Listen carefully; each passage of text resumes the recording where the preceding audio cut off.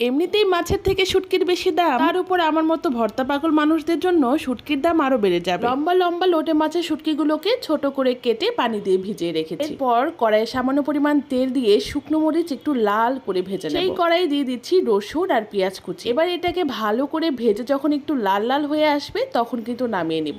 আচ্ছা, এই ফাঁকে আমাকে একটা প্রশ্নের উত্তর দেন, লোটে শুটকির ভর্তাটা বেশি ভালো লাগে না ভুনাটা বেশি ভালো লাগে? আমি কিন্তু বাবা একটা শুটকি পাগল মানুষ, আমার সবকিছুই ভালো লাগে। যাই হোক, কথা বলতে বলতে কিন্তু আমি শুটকিটাকে ভালো করে ভেজে নিয়েছি। এবার সামান্য লবণ দিয়ে শিলপাটায় লোটে শুটকিটাকে ভালো করে পিষে নেব। তারপর এক এক করে শুকনো মরিচ আর ভাজা পেঁয়াজ রসুনটাকেও একটু পিষে নিয়েছি। এবার হচ্ছে হাত দিয়ে মাখানোর পালা।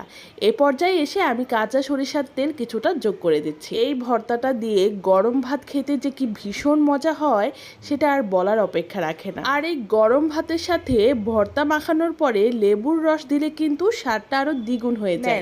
এই লুকমাটা আজকে